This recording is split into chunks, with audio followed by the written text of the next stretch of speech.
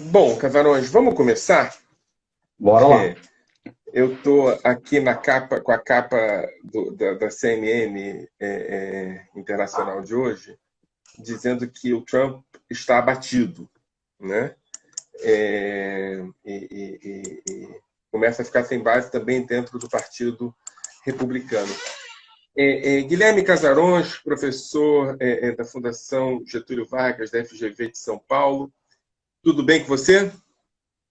Tudo bom, Michel? Obrigado pelo convite e pela oportunidade de estar aqui com Peraí, não vocês. estou te ouvindo. Fala de novo. Opa, você me ouve agora?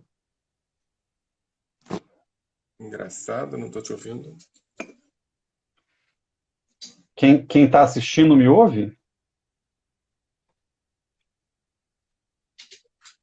Deixa eu tentar colocar com o nosso fone para ver se melhora a situação.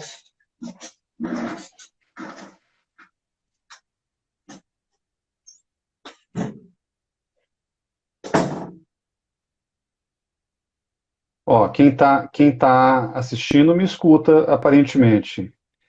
Henrique, Júlia, tô vendo o pessoal chegando aí, bem-vindos, bem-vindas e bem-vindos.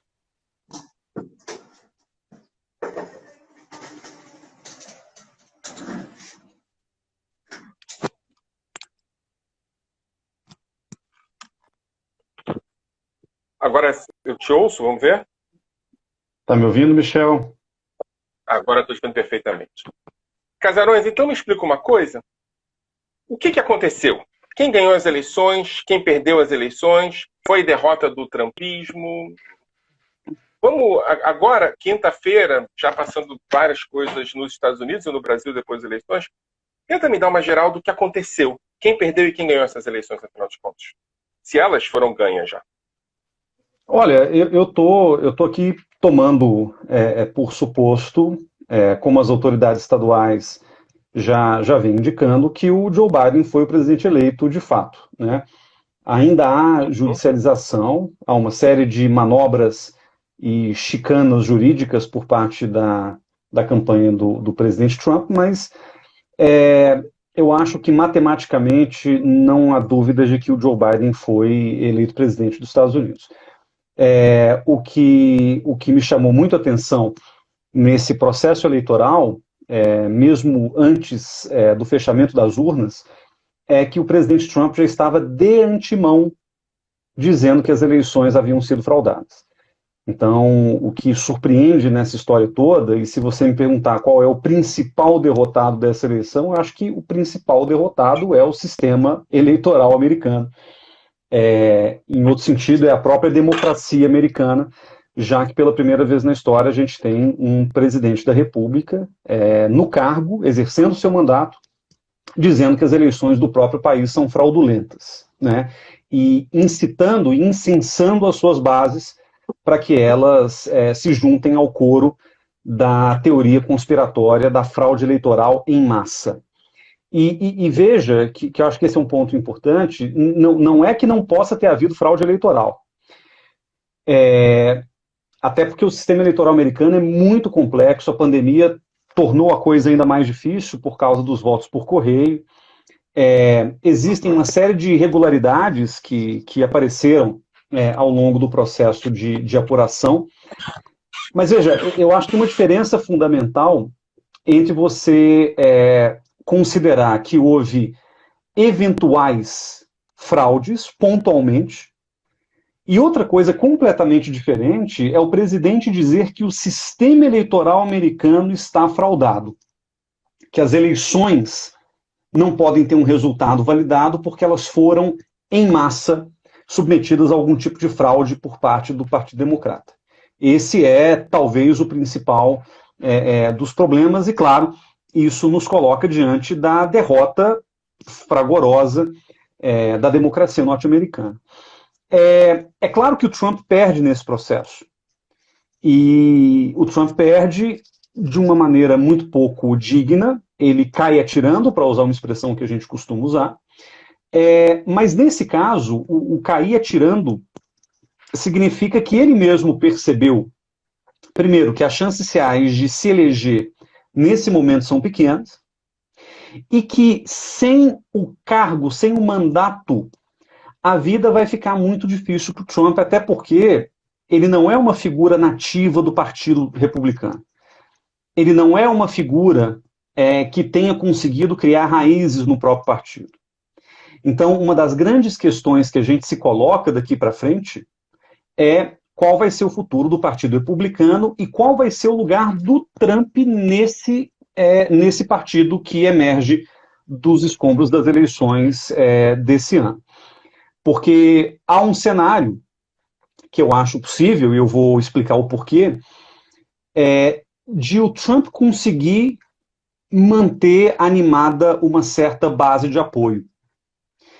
E eu digo isso porque, a rigor, o resultado da eleição, né, o resultado eleitoral, mesmo tendo culminado na derrota do Trump, foi um resultado eleitoral muito maiúsculo para o trumpismo. Muita gente acreditava que o Trump iria perder de maneira acachapante essa eleição, e não foi o que aconteceu. O Trump é um presidente derrotado, mas derrotado com 70 milhões de votos. Então a gente não está falando de algo trivial nesse contexto. E aí eu acho que o Trump, nesse momento, tem boas razões para acreditar que mesmo fora do mandato, mesmo fora do cargo de presidente, ele vai conseguir ter um acesso a pelo menos parte importante dessa massa que ele mobilizou, não só politicamente, mas também eleitoralmente. Ou seja, ele levou muita gente a votar, gente que não votava, ele mobilizou muita gente da base. E portanto, eu tenho a impressão de que esse cenário em que o trumpismo ele é mais duradouro do que o próprio Trump no mandato é um cenário plausível. O Partido Republicano, ao mesmo tempo, é um partido que nunca se deu bem com Trump. Pedaços, facções do partido realmente se empolgaram com Trump pelo que o Trump proporcionou em termos de empoderamento político. Eu diria que dentro do Partido Republicano existe uma ala pesadamente religiosa que se beneficiou com Trump durante esses 4 anos, que ganhou muito espaço, muita abertura dentro do Partido Republicano. Mas eu diria que há forças mais tradicionais, mais seculares, forças do establishment do Partido Republicano que estão esperando o momento certo para ejetar o Trump do partido. Então a gente não sabe exatamente o que vai acontecer daqui para frente, mas certamente, Michel, o Partido Republicano vai ter que se reinventar. Seja consolidar-se como um partido do Trump, e aí pela primeira vez na história da política americana a gente vai ter um movimento político populista com um partido a reboque. Isso na política americana é novidade, ainda que na política latino-americana seja algo muito comum.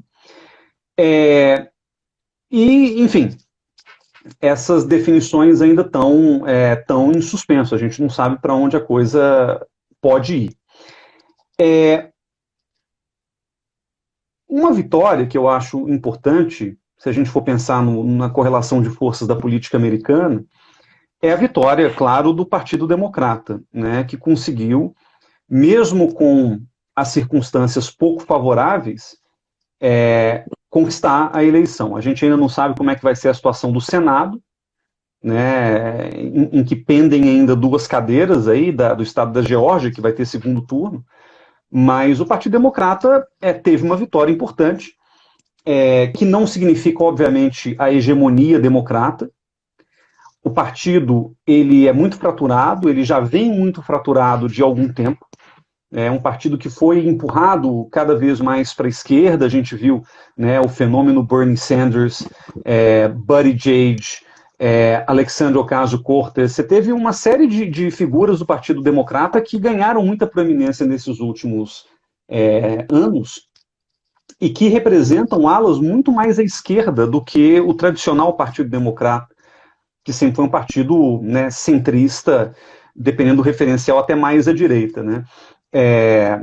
Então, o Partido Democrata... Que não é o caso do Biden, né? O Biden não está nesse lugar da esquerda. Não, o Biden é um moderado conservador dentro dos democratas, né?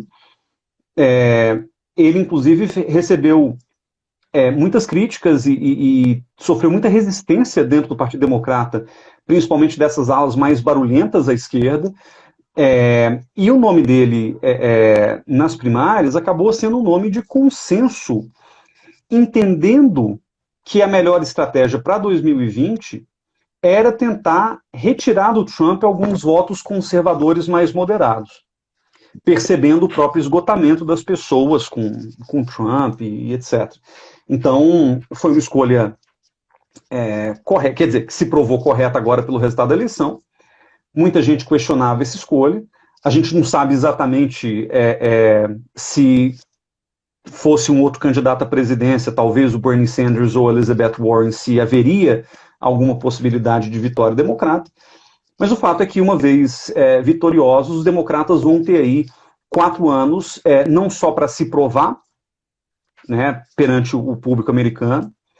Eles vão ter muitos desafios adiante, eles vão ter que governar uma sociedade profundamente dividida. O trumpismo, ele deitou raízes sobre a sociedade americana como nenhum outro movimento político na história dos Estados Unidos. Então, essa América dividida, ela tem um potencial inflamável de desgoverno, de instabilidade, né? É claro que se o Biden consegue conquistar o controle institucional do governo, né, não só a presidência como as 2 casas do legislativo, a vida dele se tranquiliza, né? A vida dele é facilitada. Porém, governar um país rachado, e rachado dessa maneira, um país em que quase 40% dos americanos, neste momento, não aceitam o Biden como presidente eleito, né? Que você tem um presidente da República que está lá incensando e incitando a sua militância mais aguerrida e mais violenta a negar os resultados da eleição. Então, acho que o processo daqui para frente vai ser muito complicado. Trump, inclusive, diz querer voltar em 2024. A gente não sabe o que pode acontecer, mas o fato é que serão 4 anos bem interessantes para a política doméstica americana, em termos dessas mudanças tectônicas, eu diria, que estão se colocando diante desse cenário eleitoral. Legal. Muita coisa, né? Acabei de ler aqui que o governador de Ohio, um republicano tradicional, acabou de reconhecer a vitória do Biden, o que a mídia está dizendo que pode ser uma espécie de um efeito dominó dentro do Partido Republicano, de reconhecimentos da vitória do Biden e, por assim dizer, de retorno à democracia ou à normalidade democrática, né? Mas, assim, você falou algumas coisas muito poderosas, Casarões, eu quero um pouco bater com você essas questões. A primeira questão, você falou que é o movimento que mais deitou raízes na história dos Estados Unidos. Isso é muito poderoso, né? Quer dizer, eu fico imaginando que você está se referindo aos movimentos novos que se consolidaram depois do consenso democrático do pós-guerra civil, pelo menos, né? A ideia de que a democracia é uma mediação possível para os conflitos. Sim. E a confrontação não é uma possibilidade, né? A guerra civil norte-americana não é uma situação, por assim dizer, superada por completo no discurso político, no discurso público norte-americano, não é?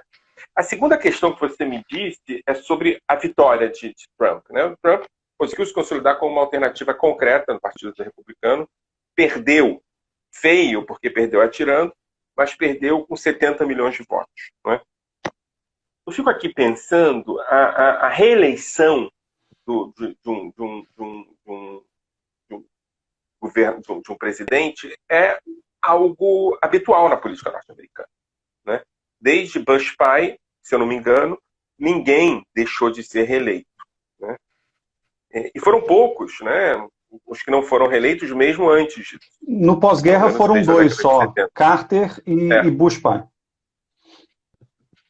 Ou seja, o fato de um movimento tão poderoso, que, como você mesmo disse, deitou raízes de maneira inovadora na política nossa. Eu fico pensando assim nos libertarianos que não deitaram raízes, não é?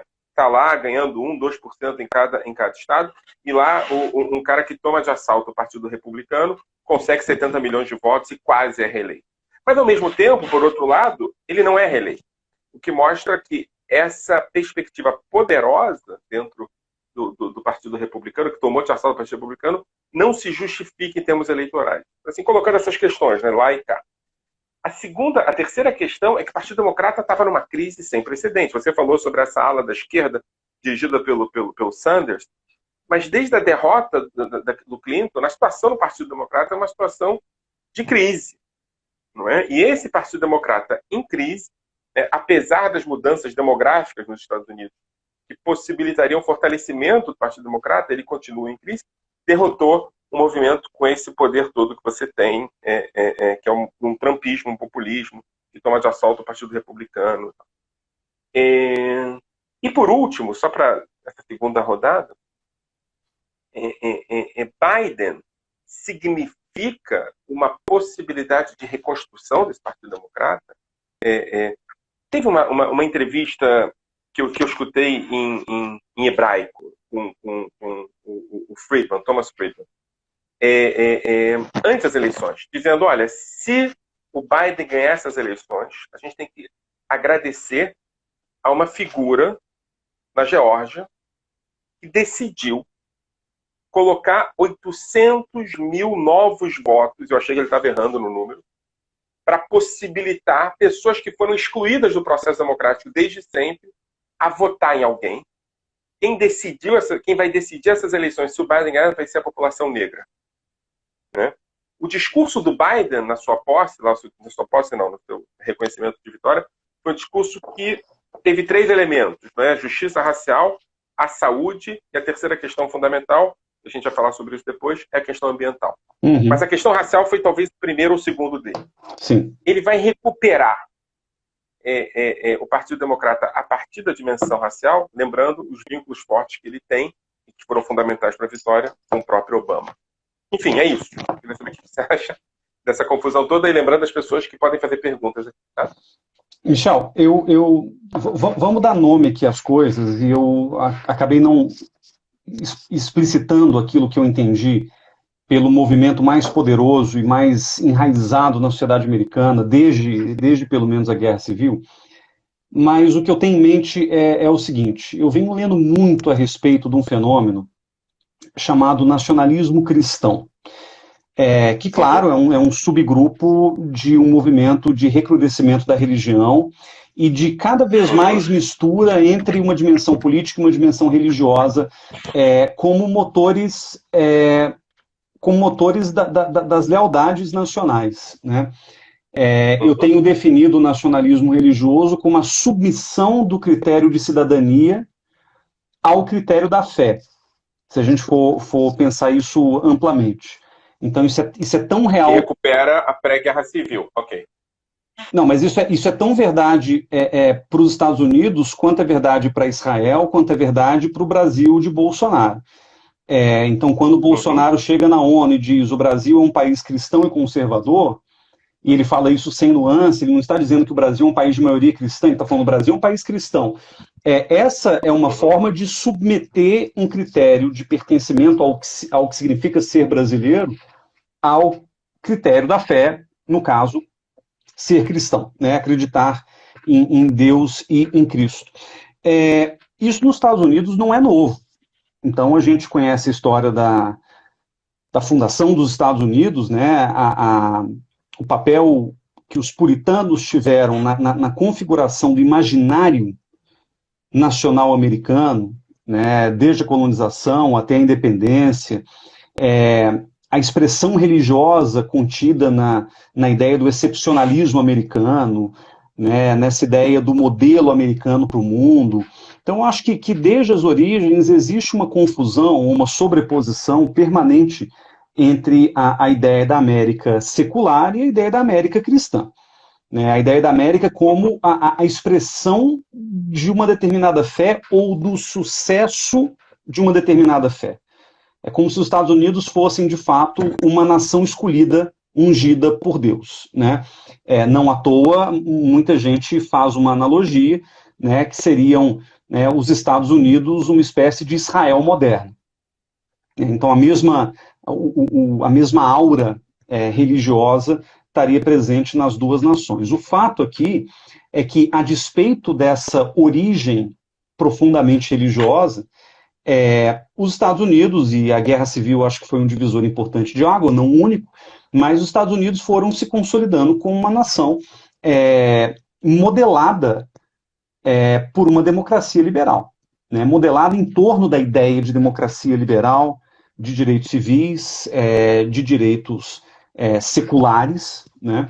Então, esse eu acho que é o grande ponto de tensão que se revela nessa eleição de 2020. É como se houvesse dois grandes projetos de nação sendo disputados. E há muito tempo a gente não vê isso dessa forma, porque na política americana, claro, por ser um sistema bipartidário e por haver uma polarização que é natural da própria dinâmica do sistema político dos Estados Unidos, projetos de nação que se opõem, eles vão ser comuns ao longo da história. Né? A rigor, a cada ciclo eleitoral, democratas e republicanos oferecem ao público um projeto de nação. A grande questão aqui é que, em vez de liberal versus conservador, ou direita versus esquerda, que seriam as formas mais tradicionais pelas quais a gente olha para a política americana, o que hoje está em jogo nesses dois projetos é um projeto secular e um projeto religioso.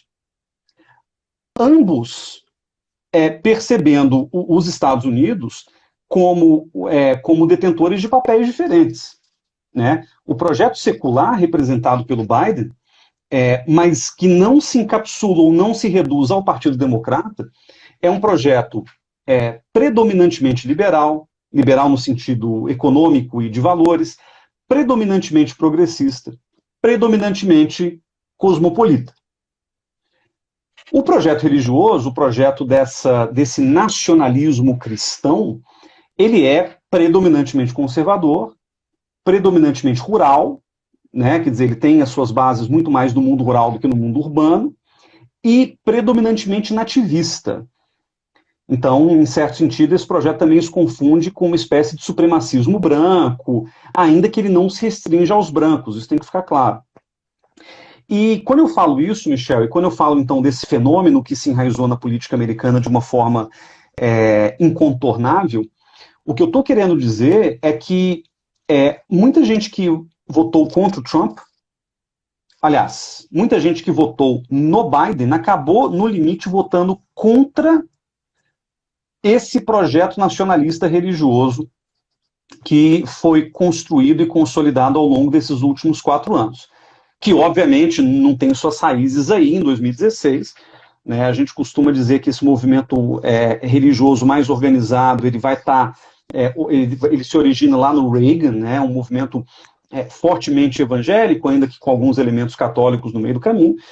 Mas o fato é que muita gente que votou no Biden, então, não é que tenha votado por causa do Biden, mas talvez, apesar do Biden, tenham votado contra o que representa esse projeto nacionalista religioso representado pelo trumpismo.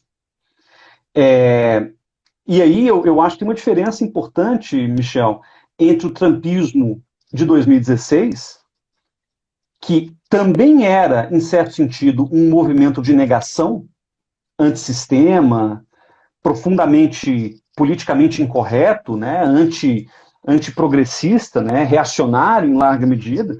O que o Trump foi fazendo ao longo desses 4 anos, a meu ver, foi justamente transformar e materializar o seu projeto anti-tudo num projeto positivo nacionalista cristão, que foi derrotado nas urnas, mas que, de novo, ganhou uma fração expressiva, não só do colégio eleitoral, mas, sobretudo, do voto popular. Né? Trump sai de 2020 como tendo sido o segundo homem mais votado da história dos Estados Unidos, mesmo tendo perdido uma eleição. Isso para a gente entender o número de pessoas que ele conseguiu mobilizar nesse processo para irem votar nele também.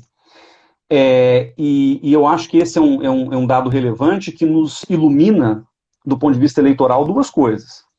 Número 1, quem elegeu o Biden foi um núcleo importante do Partido Democrata, do eleitorado tipicamente associado ao Partido Democrata, mas também de conservadores republicanos que recusaram essa visão religiosa de mundo que o Trump representou. E outra coisa interessante, por outro lado, foi que quem votou no Trump não foi só o núcleo mais conservador do Partido Republicano. Né? Ao passo que certos conservadores migraram para os democratas por uma questão pragmática e estratégica, muitos latinos, por exemplo, e essa é uma equação que ninguém conseguiu responder de maneira organizada até aqui, mas eu tenho a impressão de que muitos latinos, por exemplo, que votaram no Trump, assim o fizeram por uma questão religiosa. Né? É um conservadorismo que, claro, tem múltiplas camadas, ele é multidimensional, não é só questão religiosa, mas se a gente começa a perceber, por exemplo, que muitos latinos nos Estados Unidos são evangélicos, sobretudo os oriundos da América Central, mas que mesmo entre os latinos católicos existe um conservadorismo latente que se mistura com machismo, que se mistura com outras dimensões aí dessa agenda de costumes, a gente começa a entender que o eleitorado latino que historicamente aderiu ao projeto democrata, principalmente em função do fracasso republicano em apresentar uma solução para a questão migratória, enfim, isso acabou mudando um pouco esse ano. Né? Então, eu acho que entender essa clivagem religiosa secular nos Estados Unidos nos dá uma boa medida dos processos políticos que estão acontecendo aí no subterrâneo da política americana. E, claro, o Biden, justamente por ter sido o candidato de rejeição ao trumpismo, mas não um candidato que representa um movimento consistente, monolítico, nem nada, ele vai ter um desafio muito grande, que é não só dialogar com parte do eleitorado conservador que votou nele, porque rejeitou o Trump. Eu acho que isso não vai ser tão difícil, porque o status quo favorece essa relação, e o Biden é um sujeito bastante habilidoso politicamente.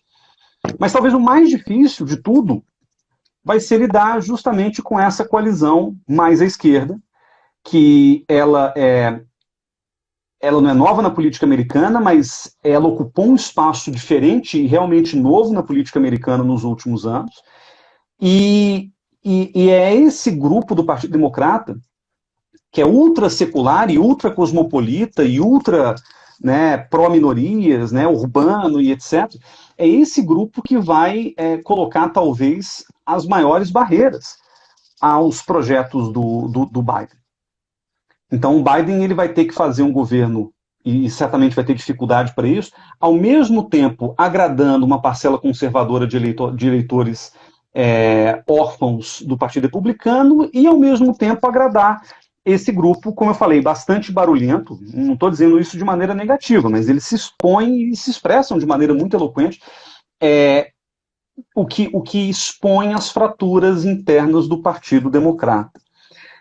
Por exemplo, a Ilhan Omar, que é uma deputada, assim como o Bernie Sanders, assim como a AOC, que são 3 representantes importantes desse grupo, eles já disseram abertamente: faremos de tudo para que a administração Biden seja o governo mais progressista da história dos Estados Unidos.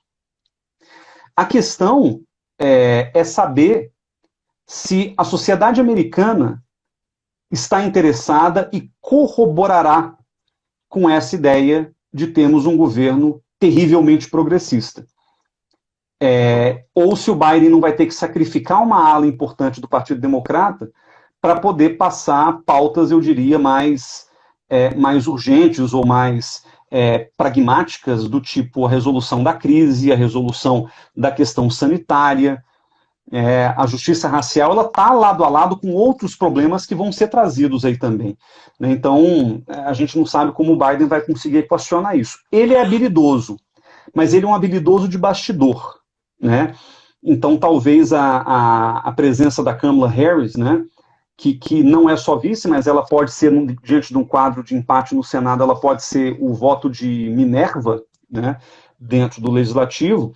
Ela vai ter o papel aí também de ser a ponte entre esse Biden mais conservador, um moderado, mas que na nossa política nacional seria certamente um sujeito de centro-direita, e a Kamala Harris, que tem aí também uma trajetória que muitos questionaram, né, muito como procuradora lá na Califórnia e tal, mas eu acho que ela vai ter esse papel não só simbólico, mas operacional, de conseguir trazer essa ala mais à esquerda do Partido Democrata para dentro do projeto que eles estão pretendendo fazer. Legal. Você é uma pessoa, Casares, que lida com essa questão da religião de maneira muito mais pungente do que a maioria dos analistas, não é? A ideia é muito interessante você levar isso como uma possibilidade, porque, no geral, eu não estou me referindo só a analistas da mídia, estou falando de gente que está fazendo análises mais profundas mesmo do resultado eleitoral, essa percepção de que você tem latinos votando no Trump é uma percepção que entra em xeque com tudo que se acredita sobre o voto étnico nos Estados Unidos, não é? Eu, por acaso, dei uma olhada no mapa eleitoral norte-americano. Então,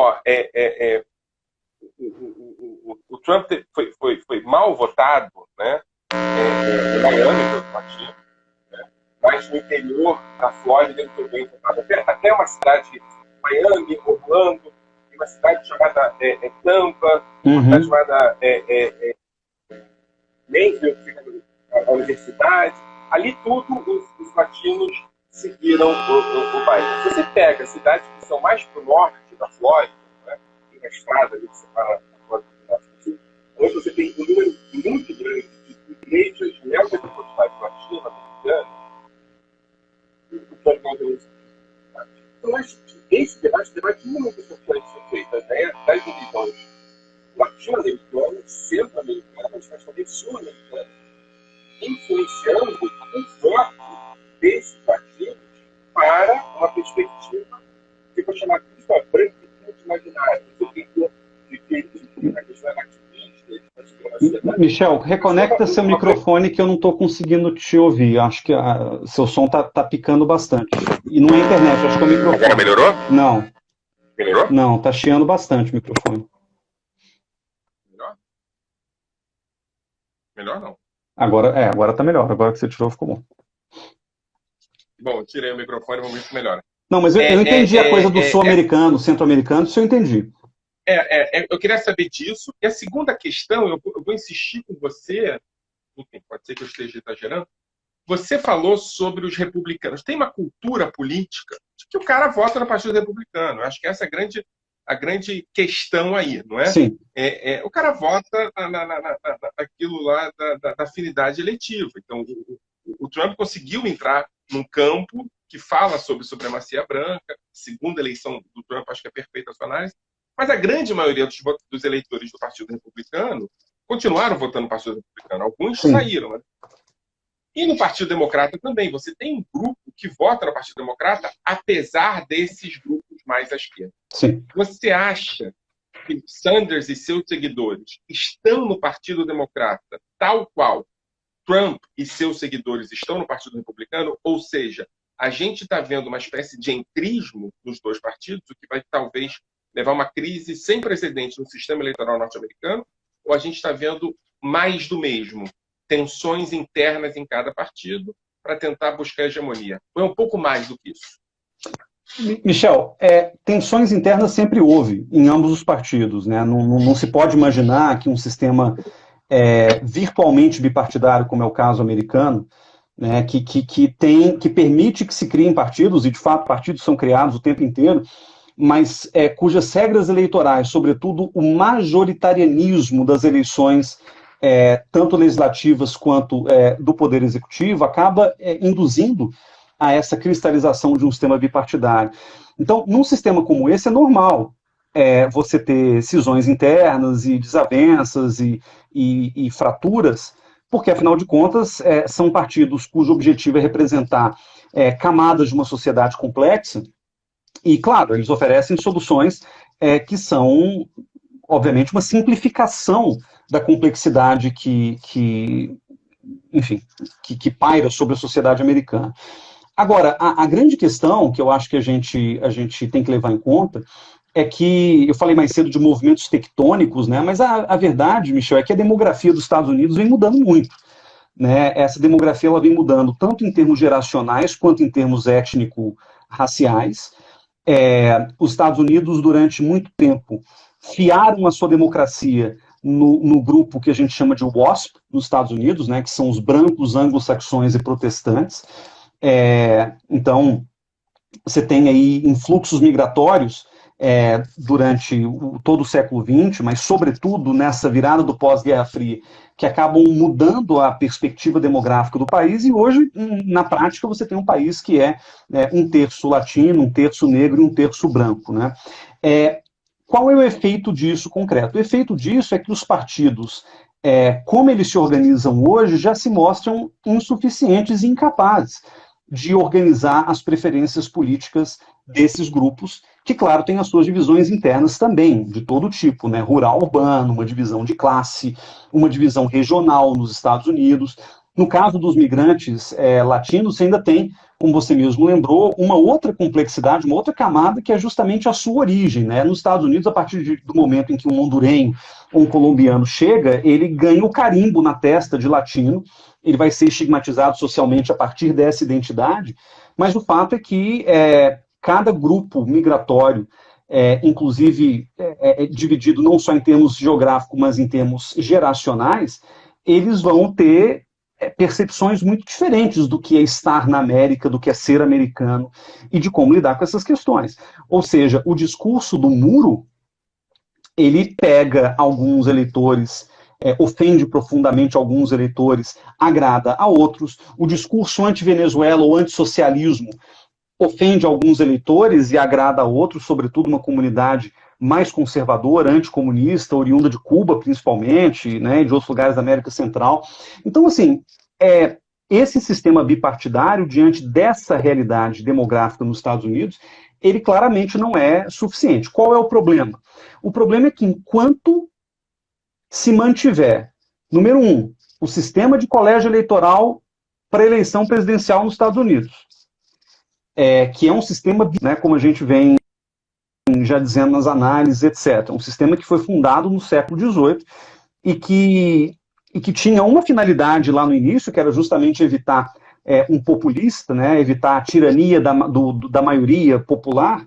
E quando a gente percebe que um candidato como Trump foi capaz de hackear o sistema de colégio eleitoral e vencer, ainda que perdendo no voto popular, como foi em 2016, eu acho que a gente tem que colocar a própria discussão do colégio eleitoral em perspectiva. E além do colégio eleitoral, enquanto as eleições legislativas nos Estados Unidos forem puramente majoritárias, né, ou seja, enquanto você tiver o voto distrital puro, que é o sistema local de eleição americana, a combinação dessas duas coisas, ela induz a um bipartidarismo do qual não tem como fugir. Então, eu acho que constatar a insuficiência e os limites desse sistema partidário americano nos leva a um debate muito mais profundo, que é justamente sobre a arquitetura eleitoral americana em todos os níveis, que talvez, se reformada, melhor represente a própria realidade e a complexidade do que são os Estados Unidos hoje. Um dado que me chamou muito a atenção é que 6 dos 9 juízes da Suprema Corte americana, que são conservadores, né, os juízes têm uma super maioria na Suprema Corte, foram indicados por 2 presidentes, George W. Bush e Donald Trump, que não tiveram voto popular majoritário nas suas eleições. Interessante. Então você tem vamos dizer, um déficit democrático nos Estados Unidos, sobre o qual pouca gente fala, né? Está muito focado ainda na discussão de fraude, etc., mas eu acho que existe uma disfuncionalidade originária das instituições políticas norte-americanas que a gente tem que lidar. Eu não acho que seja nem a preocupação do Brasil, nem tenha que ser a discussão do Brasil nesse momento.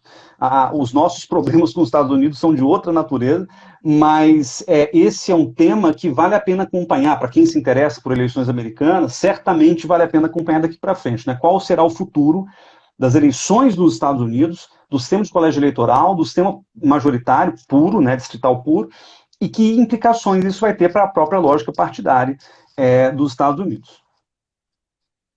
Bom, você falou sobre o Brasil aí, tocou no Brasil e a relação com os Estados Unidos. A gente ia fazer essa live na segunda-feira. E eu acompanhei algum comentário seu em alguma dessas redes sociais fazendo uma análise sobre a relação que os Estados Unidos poderia ter com o governo brasileiro a partir da vitória do Biden, dizendo que se houvesse mudanças, se a demissão de tal ministro, aquele ministro, etc., tal, a coisa poderia se encaminhar para uma articulação positiva entre o governo brasileiro e o governo eleito dos Estados Unidos. Aí, no final, você faz uma edição no seu texto dizendo assim: acabei de assistir o discurso de Bolsonaro, Sim. I rest my case. Né?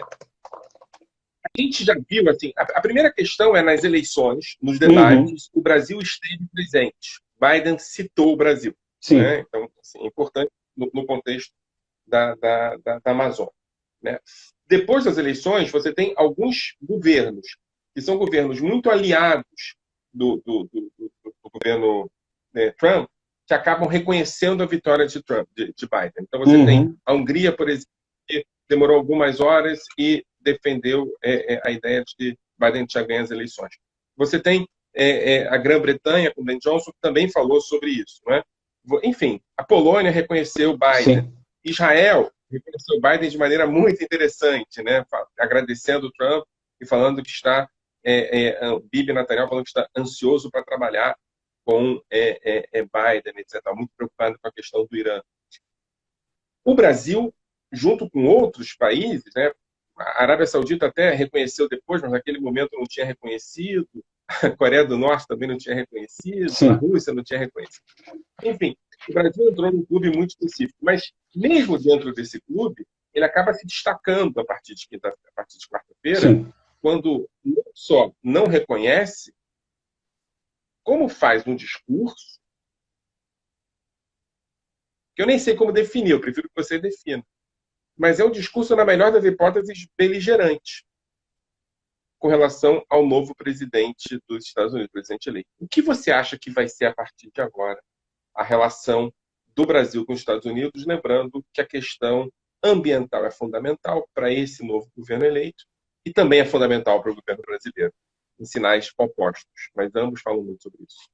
Michel, eu acho que o governo Bolsonaro ele se colocou numa situação de extrema fragilidade diante do que está acontecendo nos Estados Unidos. Eu digo isso porque, pela primeira vez na história, e eu falo isso sem medo de errar, tá? Eu fui pesquisar para ver se tinha algum precedente e realmente não tem.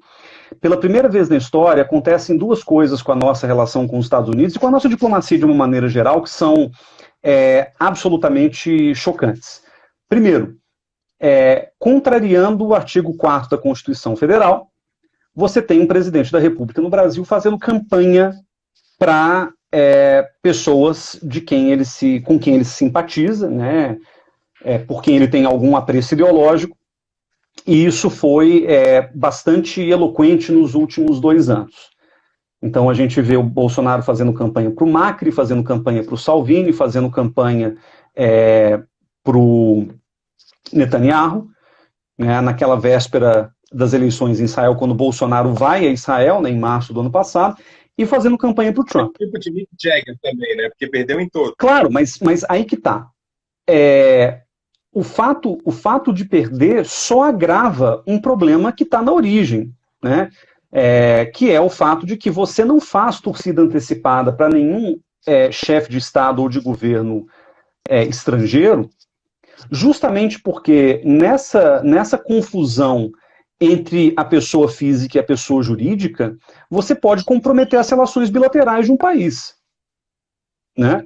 Então, eu acho que o grande problema que a gente vê no caso do Bolsonaro, em primeiro lugar, é que esse conjunto de relações que ele estabeleceu em nível pessoal, com Bibi, com Trump, com Salvini, com Orbán, com Modi da Índia, é um conjunto de relações muito frágil, porque como a gente está vendo exatamente agora, diante da mudança de governo, você automaticamente antagoniza a pessoa que está vindo aí. Então, esse é um dado que me parece muito preocupante e relevante para a gente entender o que está acontecendo na política externa brasileira. E aí tem uma outra questão que é inédita também. Pela primeira vez, Michel, um presidente brasileiro, na verdade um governo brasileiro, não reconhece os resultados eleitorais da mais longeva democracia do mundo, que calha de ser o nosso principal parceiro político. Ou seja, é no mínimo estranho pensar que, neste momento, dia 12 de novembro, o governo brasileiro não reconhece a vitória do presidente eleito, Joe Biden. E pior do que isso, né? A militância bolsonarista, inclusive deputados federais com mandato, alguns ministros, ficam incensando nas redes sociais narrativas sobre fraude eleitoral, narrativas conspiratórias sobre democratas sendo socialistas, querendo roubar a eleição, e um monte de outras coisas. Então, a gente tá diante de uma situação que é realmente muito atípica. Dito isso, o Biden já sabe, como ele já sabia há algum tempo, que ele terá no Bolsonaro um inimigo. Que, pelo menos, assim, mantidas as condições, muito provavelmente o governo Bolsonaro não vai moderar o seu discurso num primeiro momento com relação ao Biden.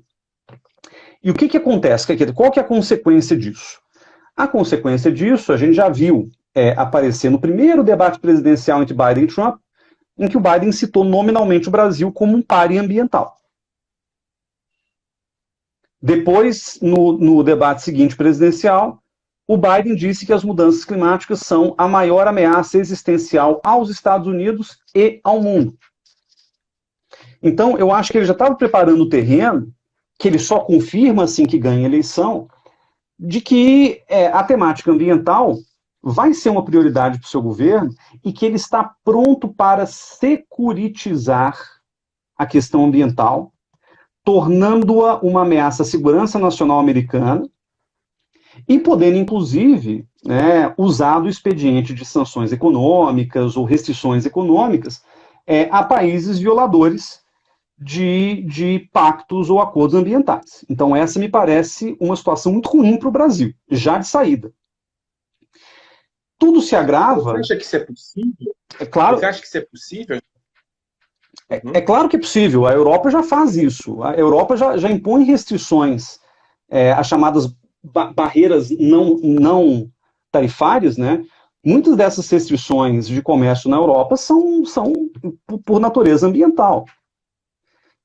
Então, o Bolsonaro ele vai se isolando de uma forma tão veemente e que realmente é surpreendente pensar que hoje os grandes aliados do governo Bolsonaro são Hungria, Polônia, né, e talvez Israel até o Bibi sair. O fato, Michel, para concluir, é que dos 4 grandes temas que o Biden indicou, que são prioritários para esse início de governo, a saída da crise econômica, a superação da crise sanitária, da Covid-19, a questão da justiça racial e a questão ambiental, os 4 temas, de alguma forma, tocam em interesses brasileiros. Os 4 temas podem envolver o Brasil. A solução para a crise econômica pode colocar o Brasil diante de uma situação difícil, justamente porque os Estados Unidos podem se fechar a mercados como o Brasil, isso pode prejudicar as nossas exportações para os Estados Unidos. Já somos deficitários na balança comercial com eles e a gente exporta muito produto manufaturado para os Estados Unidos, o que agrava a situação da indústria nacional, que já é precária. A questão da pandemia é bastante complicada, já que o governo Bolsonaro será, a partir do dia 20 de janeiro, o único governo de um grande país cuja política oficial é negar a existência da pandemia. Então, a gente tem um presidente que não só é negacionista ambiental, né, das mudanças climáticas, mas é também um negacionista sanitário. O discurso do país de maricas, eu acho que mostra muito claramente essa visão, né, da necropolítica do governo Bolsonaro. A questão ambiental, obviamente, vai ser o principal ponto de atrito e de contencioso entre Brasil e Estados Unidos, não tem a menor dúvida disso. Inclusive, o Biden tem um prato cheio para poder avançar a sua agenda ambiental contra alguém, né? e os Estados Unidos adoram encontrar inimigos e párias externos para tudo que eles fazem, então a questão ambiental, até saiu uma matéria agora do The Atlantic falando justamente sobre isso. E, por fim, a questão da justiça racial também me chama atenção, porque apesar de ser um tema fundamentalmente doméstico, né, no caso de Black Lives Matter e tudo mais, na política americana, existe um agravante, né, Michel, que é o fato de que temos no Brasil um governo cujo representante da Fundação Palmares frequentemente diz que racismo no Brasil não existe e que tudo se reduz a vitimismo e mimimi. Então, eu acho que são essas questões que colocam a seguinte situação. Se o governo Bolsonaro continuar radicalizando o seu discurso, e o Bolsonaro sabe que para manter a base agitada isso é importante, ele vai começar a sofrer consequências tangíveis e diretas desse estranhamento com os Estados Unidos, o que para nós é péssimo, econômica e politicamente, né? A gente está diante de um processo de iraquização ou iranização do Brasil, em certo sentido, né? Eu não quero ser alarmista nem nada, não acho que isso vai acontecer dessa forma, mas é uma coisa grave. Iraquização ou iranização do Brasil, né? A coisa do Estado pária, né? do eixo do mal, eu acho que isso pode, de alguma forma, ser formatado para encaixar o Brasil nessa brincadeira a partir do ano que vem. E com uma consequência... Vai ser super confortável para os Estados Unidos, né? Claro. Tem uma questão de conforto. E o Brasil... E assim, se o Brasil tivesse um presidente normal, eu esperaria a moderação como uma decorrência natural desse processo. Agora, não é o que a gente está vendo a julgar pelo discurso de ontem. Agora, me parece que é o mais saudável, o mais razoável, o Bolsonaro, ainda que pouco a pouco, para enganar um pouco a militância, tentar se distanciar desse discurso mais radicalizado, dessa aliança com o trumpismo e etc. Qual é o problema? O problema é que, nesta atual configuração do governo brasileiro, isso não é possível. Né? Como é que o Bolsonaro vai moderar o discurso tendo Ernesto Araújo como chanceler e Ricardo Salles como ministro do Meio Ambiente?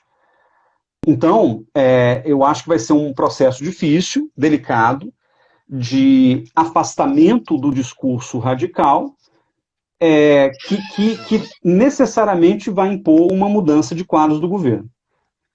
E a gente realmente não sabe como isso vai acontecer. Quer dizer, a gente não sabe se for possível. Eu acho que, num primeiro momento, a radicalização até ajuda o Bolsonaro. O Bolsonaro vai se colocar como vítima. Os Estados Unidos estão querendo, né, romper a soberania brasileira, a Amazônia e tal.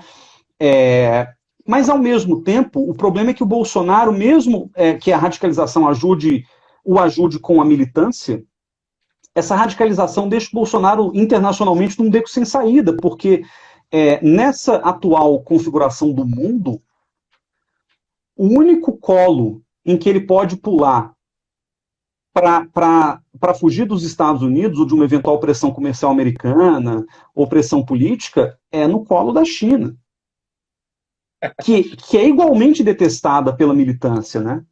Que também traz problemas. E que também tem questões com o Bolsonaro, ou seja, já respondeu à altura. Exatamente. Não é uma situação de tempo. E assim, se o Bolsonaro foge dos Estados Unidos para abraçar a China e a China percebe que o Brasil está numa situação de vulnerabilidade, cai por terra todo o discurso, né, vamos dizer, o discurso super machão do Bolsonaro de que ninguém vai encostar na soberania do Brasil, de que ele não vai se dobrar à China, aquela coisa toda que a gente viu ao longo desses últimos 2 anos. Bom, a gente já está chegando no limite de 1 hora, e é isso que a gente tem aqui no Instagram. Eu só queria terminar perguntando para você o seguinte, Guilherme, vendo essa situação, que é a situação da relação do bolsonarismo com o novo governo eleito norte-americano, o afastamento gradual das relações com a China, a construção de um muro diplomático comum, o nosso Itamaraty, que é uma referência importante de pragmatismo político no mundo, que tinha uma relação de construção de pontes, etc. E tal. Esse Itamaraty foi superado no governo Bolsonaro? Ele não existe mais? Ou há possibilidade de uma resistência interna do Itamaraty? Até aqui a gente não viu nenhuma grande resistência interna do Itamaraty. O que a gente viu foram diplomatas aposentados, ou alguns diplomatas atuantes, mas muito rebeldes e fora da caixinha, se posicionando contra o governo Bolsonaro. O problema é que impera no Itamaraty a lei da mordaça. Né? Eles não têm liberdade nem para curtir postagens críticas ao governo. Então, assim, existe uma perseguição mesmo, simbólica e concreta. Há diplomatas que, porventura, tenham posições mais à esquerda, então as pessoas estão sendo cerceadas, muita gente está desanimada, muita gente está calada, e é muito difícil num corpo de 1.500 servidores, de você conseguir fazer vamos dizer, um protesto, e diplomata é muito elegante, né, Michel? Então um protesto silencioso, um piquete silencioso, que traga todo mundo ao mesmo tempo. Né? Se a resistência não for absolutamente coletiva, o Ernesto vai, obviamente, usar a caneta dele para esmagar um por um. Né? Então. Que tem feito isso, né? Tem feito. Mas, assim, acho que a grande questão é que o Itamaraty está submerso, não há muito como sair dessa situação, pelo menos no momento em que a gente se encontra, então é bem provável que o Itamaraty só consiga se recuperar daqui a 2 anos, se o Bolsonaro não for eleito. Agora, qual que é o grande problema? Mesmo que o Itamaraty se recupere como burocracia, o legado da destruição substantiva da política externa ainda tende a perdurar, porque a retirada do Brasil de iniciativas importantes, multilaterais, regionais e etc., essa vai demorar muito mais tempo para voltar ao normal. Então, aí eu prevejo, não quero profetizar absolutamente nada, mas pelo menos, né, uma década até a política externa ser recolocada de volta aos eixos que foram completamente destruídos nesse governo. Não, tá tudo certinho, tá muito otimista. A volta ao Acordo de Paris coloca o Brasil como alvo de uma securitização da política ambiental e coloca o que você pode chamar, de, você chamou aí de iranização ou iraquização do país. Isolamento e sanções podem estar no horizonte se o governo não muda de política radicalmente. Sim. E, ao mesmo tempo, você está falando sobre uma destruição eminente da reputação do Itamaraty como elemento de possíveis relações internacionais e de alta cooperação. Está bem otimista, está bem otimista. A vitória do Biden abre o campo. Bom, vamos ver. É uma situação em que a gente vai avaliando aos poucos. Eu agradeço Guilherme Casarões, professor da FGV de São Paulo, um dos maiores especialistas em política internacional. O pesquisador do Observatório da Extrema-Direita, eu acho que a nossa próxima live pode ser sobre isso também. Guilherme, você tocou nisso. Maravilha. Mas eu acho que a gente está vendo aqui a construção de uma narrativa de um governo de extrema-direita se colocando em relação à derrota da extrema-direita do país. Eu acho isso importante também. Eu agradeço e a gente se vê por aí. Valeu, obrigado, Michel. Casarões. Obrigado a todo mundo que aí nos assistiu. Valeu, um abraço. Tchau, tchau.